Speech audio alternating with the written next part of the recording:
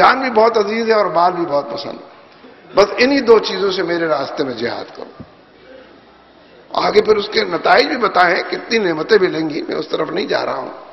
اس لیے میرے دوستوں, بھائیوں, بزرگوں اور ساتھیوں, ہو سکتا ہے کسی کالم نگار کی, کسی اداریہ نویس کی, کسی میرے اور آپ جیسے کارکن کی رائے میں یہ بات بھی ہو کہ بھائی ٹھیک ہے, تحریک تو چلانی چاہیے, لیکن اس تحریک کا کوئی نتیجہ تو نہیں نکلے گا. امریکہ کتنا بڑا ہے, زرداری بھی اس کے ساتھ ہے, کیانی بھی اس کے ساتھ ہے, پوری فوج اس کے ساتھ ہے, سارا نیٹو اس کے ساتھ ہے. ٹھیک ہے, تحریک چلائیں جماعت اسلامی والے, ملنا ملانا کچھ نہیں. یہ خود ایمان کی کمزوری کی دلیل ہے. یہ خود مایوسی کے اندر ڈوبے ہوئے انسانوں کی آواز, جو ایمان کی پکار نہیں سن سکتے اور اس پر لبیک نہیں کہہ سکتے, وہ مایوسی کی دلدل میں خود بھی دھستے چلے جاتے ہیں اور اپنے ساتھ 4-5 آدمیوں کو اور بھی لے جاتے ہیں. اس لیے میں آپ تمام حضرات سے, کارکنوں سے بالخصوص یہ بات کہنا چاہتا ہوں کہ اپنی طبیعتوں اور مزاج کو قرآن و سنت کے سانچے میں ڈھالیے. اللہ اور اس کے رسول کے ساتھ تعلق کو مضبوط بنیادوں پر استوار کیجیے, اور اسی کے نتیجے میں وہ تمام ہتھیاروں سے آپ اپنے آپ کو لیس پائیں گے. ہم ان ہتھیاروں پر بلیو نہیں کرتے جو ہماری فوج استعمال کرتی ہے, جو امریکہ استعمال کرتا ہے.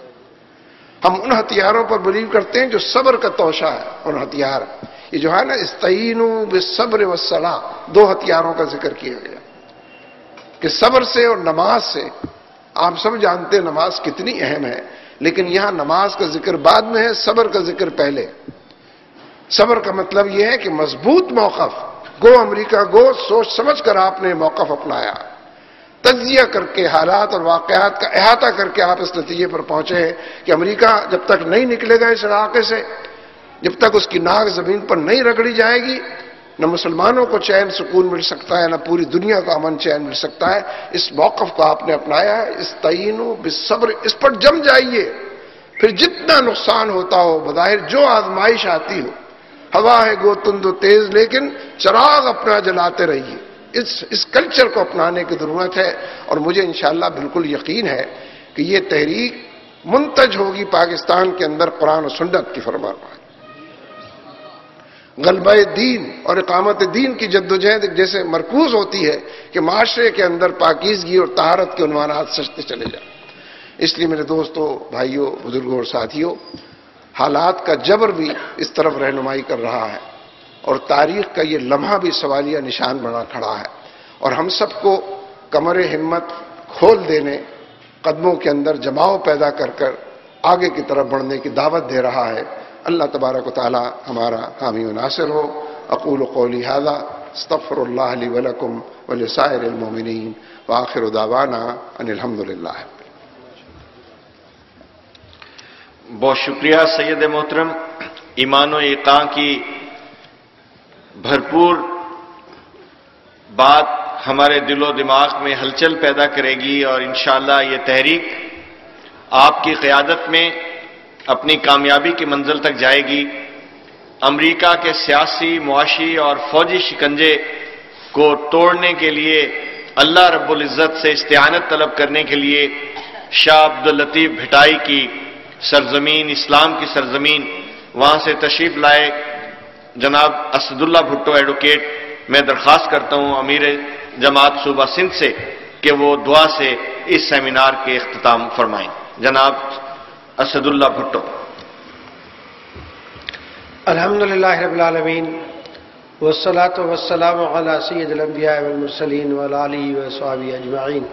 ربنا آتنا فی الدنیا حسنۃ وفی الآخرۃ حسنۃ وقنا عذاب النار. اے اللہ, ہم تیرے دین کے لیے یہاں جمع ہوئے, ہمارا جمع ہونا قبول فرما. اے اللہ, ہمارے قائدین نے جو ہمیں رہنمائی دی ہے اس پہ عمل کرنے کی توفیق عطا فرما. اے اللہ, ہماری حفاظت فرما, ہماری جماعت کی حفاظت فرما, ہمارے پاکستان کی حفاظت فرما, پاکستان کے ایٹمی پروگرام کی حفاظت فرما, عالم اسلام کی حفاظت فرما. اے اللہ, امریکہ کو ٹکڑے ٹکڑے فرما دے. اے اللہ, بھارت کو ٹکڑے ٹکڑے فرما دے. اے اللہ, افغانستان سے, عراق سے, پاکستان سے, عالم اسلام سے امریکہ اور اس کے اتحادیوں کو نکال دے. اے اللہ, ہمیں اتحاد و اتفاق عطا فرما. اے اللہ, مل کر کے اس وقت کے طاغوت کے مقابلے کی توفیق عطا فرما. اے اللہ, ہم بڑے کمزور ہیں لیکن تجھ پہ توکل کی ہے. اے اللہ, تو ہمیں نصرت اور کامیابی عطا فرما. اور ان طاغوتی قوتوں کو شکست فاش عطا فرما، اسلامی انقلاب ہمارے زندگیوں میں پاکستان کے اندر برپا فرما اور اس کے لیے وقت مال جان کی توفیق عطا فرما۔ اے اللہ، ہم ہاتھ اٹھا کے تجھ سے دعا مانگتے ہیں، تو ہمارے دل کا حال جانتا ہے، تو ہماری حاجات کو بھی جانتا ہے۔ اے اللہ، ہماری حاجات کو پورا فرما، ہماری مرادوں کو پورا فرما، اور جو دعائیں رہ گئی ہیں وہ بغیر مانگے عطا فرما۔ اے اللہ، وہ تمام دعائیں مانگتے ہیں جو رسول اللہ صلی اللہ علیہ وسلم نے مانگی ہیں، اے اللہ ہمارے حق میں قبول فرما۔ ان تمام چیزوں سے پناہ مانگتے ہیں جن سے رسول اللہ صلی اللہ علیہ وسلم نے پناہ مانگی، اے اللہ پناہ عطا فرما۔ رب اجعلنی مقیم الصلاۃ ومن ذریتی ربنا وتقبل دعا ربنا اغفر لی ولوالدی وللمؤمنین یوم یقوم الحساب، وصلی اللہ تعالی علی خیر خلقہ محمد۔